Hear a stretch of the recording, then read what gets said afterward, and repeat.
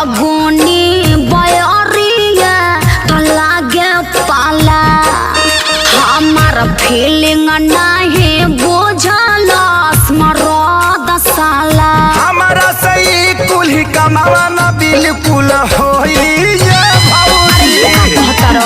लागी फीचा करिया के चोट त भतीजा भीतर रोई भौजी तू तो बड़ा पागल आइल हम तो बानी फागुन आइल सुना सचो में फिक्रिया हो जाई। चाचा चाचा हमके बाहर के दुनिया देखे के बता। बेटा तोर अभी वैक्सीन बनल नहीं खे ऐसे ते 9 महीना ना एक बार 21 महीना पर बाहर आओ।